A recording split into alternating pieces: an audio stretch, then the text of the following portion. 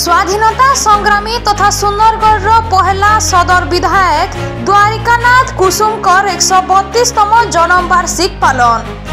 Tangarpali block अंतर्गत मंगसपुर गाँव ने सुंदरगढ़ सदर पहला विधायक द्वारिकानाथ कुसुमकर 132तम जन्म वार्षिक उत्सव पालन हो जाइए। अवसर ने हाईस्कूल खेलपड़िया ने दिनकिया फुटबॉल प्रतियोगिता अनुष्ठित होता।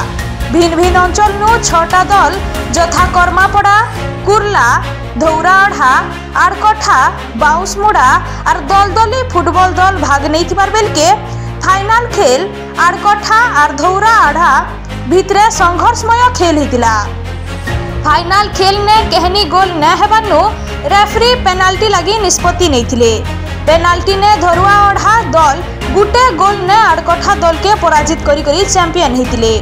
उद्यापनी उत्सव ने मुखिया कुनुआ भावे रघुनाथपाली विधायक दुर्गाचरण तंती योगदान करी वक्तव्य ने कही ग्रामांचल प्रतिभा खेलाड़ी मानकु खेलो इंडिया माध्यम ने चयन करी आगे बढ़ी पारबे। सम्मानित कुनुआ भावे लखेघर समाज सभापति प्रफुल्ल सुनियानी योगदान करी वक्तव्य ने कही द्वारिकानाथ कुसुमकर नाथ ही सुंदरगढ़ मेडिकल कॉलेज के नामित करवार लगी प्रशासन आगड़े आग्रह अनुरोध करा जाइछे और इहादे तक से कामटा नहीं हेबानु क्षोभ प्रकाश करथिले। आइबा बरस आहुरी धूमधाम ने जन्म वार्षिक पालन और प्रतियोगिता करवार लगी प्रतिश्रुति गले देथिले।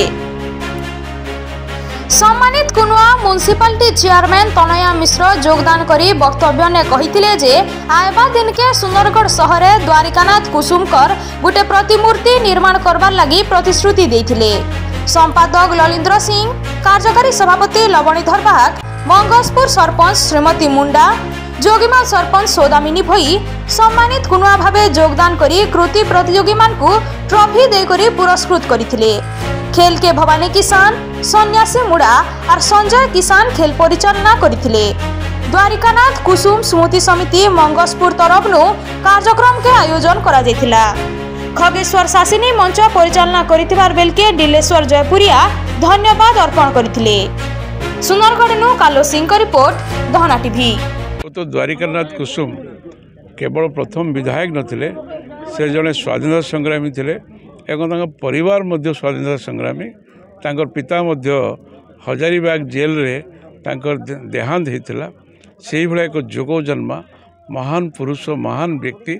से मंगसपुर माटी को मोर नमन एवं से परिवार को मध्य मोर श्रद्धा सुमन। आज मो निजको गर्व गौरव अनुभव करुच्ची। यही भाया एक महान व्यक्तिंकर जन्म जयंती, तांकर आज 132तम जन्म जयंती। से अवसर में आज ये मन पकड़ापी चिंताधारा को आदर्श को मन पकड़ापी ये आज फुटबॉल मैच आयोजन करा जायतिला। ये जो स्मृति रे जो कमिटी अच्छी स्थानीय मंगसपुर बासिंदा अच्छा समस्ते मिसिक आज ये फुटबॉल मैच कले। ये आसी से महान स्वाधीनता संग्राम को मोर श्रद्धा सुमन जनाया सहित छोट पिला सहित भेटार सुजोग मिलला। एवं आगामी दिन रे यही भाई महान व्यक्ति को केमती राज्य स्तर रे जी सुंदरगढ़ गर्व गौरव तांको केमती राज्य स्तर रे एवं सर्वभारतीय स्तर रे तांको केमती सम्मान मिलिबो सेति मु चेष्टा करिवि। एवं स्थानीय कलेक्टर प्रशासन ये लेवल रे मध्य तांको परिवार को उचित सम्मान मिलो, सरकार स्तर तांको परिवार को केमती सम्मान मिलो सेति चेष्टा करिवि। धन्यवाद, नमस्कार। द्वारिकानाथ कुसुमर जयंती एवं मंगसपुर गाँव में आज सकालू दिन 10टारू संध्या 7टा पर्यंत प्रोग्राम चली। एबे फुटबॉल टूर्नामेंट फाइनल है। आम गर्वित, आमर समाज गर्वित कि आम जातिर गोटे मंगसपुर ग्रामर जे कि स्वाधीनता संग्रामी थे, सुंदरगढ़ सदर प्रथम विधायक थे। आम गर्वित मन करूँ, आम समाज गर्वित मन करे। एवं तांकर जयंतीटा केमती आसंता वर्ष ये आउ भल भाव हो पार सेटा आम कमिटी आम कमिटी भितर आम आलोचना करचु बहुत भल भाव हो पार।